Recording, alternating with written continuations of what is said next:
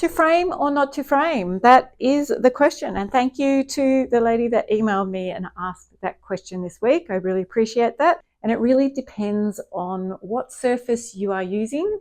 And I thought I'd share with you some of my thoughts.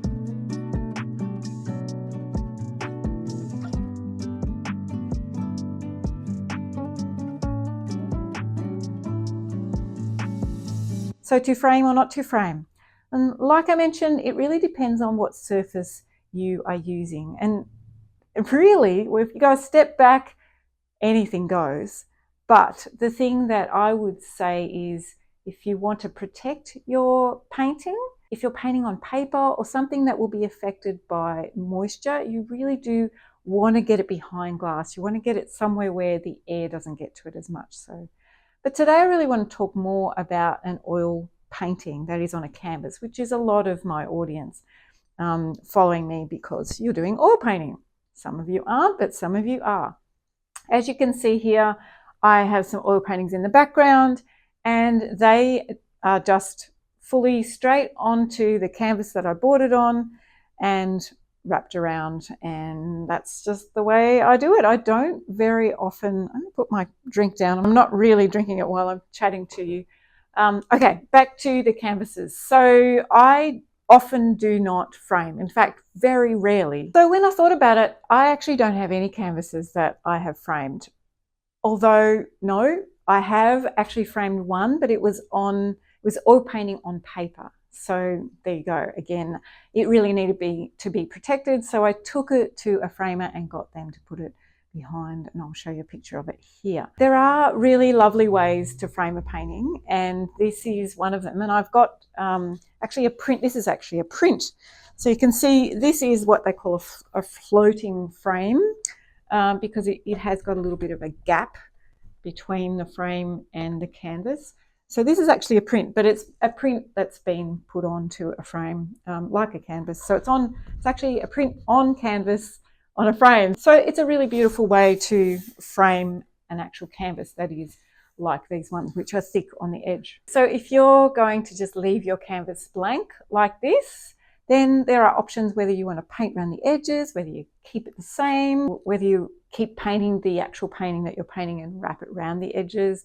It's up to you. It really doesn't matter if you are wanting to go down the track and actually frame it. It doesn't really matter as long as when you're painting, you actually make sure you paint right over the edge a little bit more than what you normally might. You want to make sure that when you're looking straight on at the canvas that you're not seeing any white edges around it. So there's really a very short episode, this one, because there is no right and wrong. And if you want to frame it, you frame it. You might want to have a black frame, or you might want to have something raw like this here. It really depends also on when you're watching this. If you're watching this like 10 years down the track, the trends might have changed and it might be going back to gold. I don't know. But, you know, it's really personal preference. If it's on your wall, you work out what you want to do. If you're selling a painting, I would suggest the smaller paintings, you know, like this size. It is really nice to put a frame around it. It does make it feel a little bit more, I suppose you could charge a bit more for it, but the challenge is it does cost a lot more to frame something.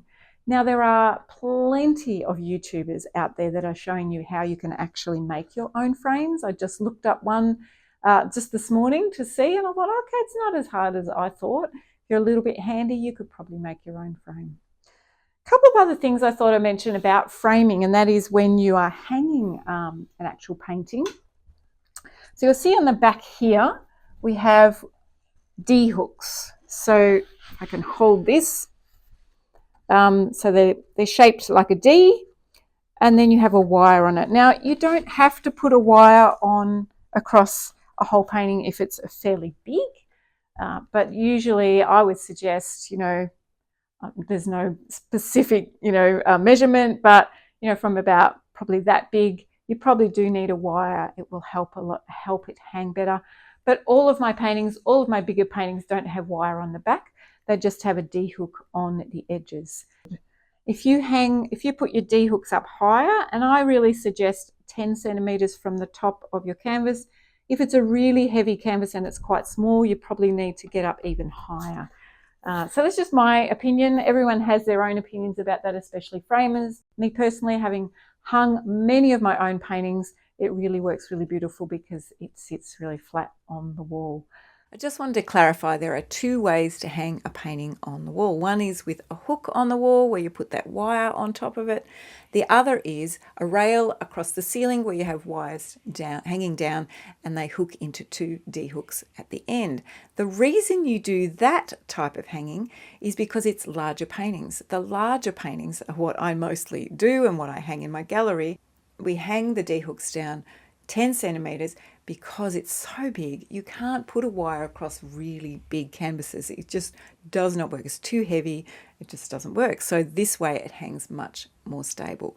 Smaller paintings, however, can have the D-hooks and the wire a third of the way down and it will still hang straight on the wall. It does make a difference if you have smaller, heavier pieces, and that's why I was saying you really need to go a little higher with your hooks if you have them attached to a wire.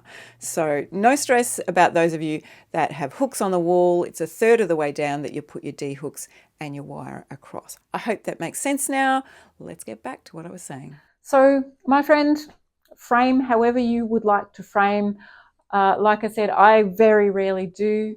And I suppose the reason is it's easier. It's definitely a lot less expensive because my paintings are very big usually, and they would end up adding a lot more to the price.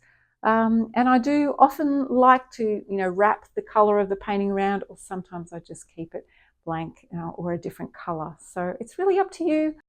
If any of you want to know more about what I use in my studio, the paints, the brushes, all the materials I use and the equipment I use, you can go to a free resource that I want to give you so that you'll easily get on your way. You can go to paintingwithheather.com/first step. First step in understanding all of the things about oils. But even if you have been painting for a while, you'll get lots of really juicy, helpful information in that document. So go and check that out. There's a link below.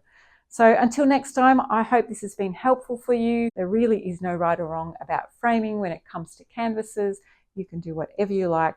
In fact, I have seen someone just staple their canvas to the front of the wooden frame and they loved it that way. So really, there's no right or wrong. If you want to finish off a painting, much more than just leaving it canvas, these floating frames are fantastic. You can actually order them online for the specific canvas shapes sometimes. I've had students do that, but often you can just go to a framer and just get them to do it for you. So I hope that's been helpful. A shorty today. So until next time, keep creating.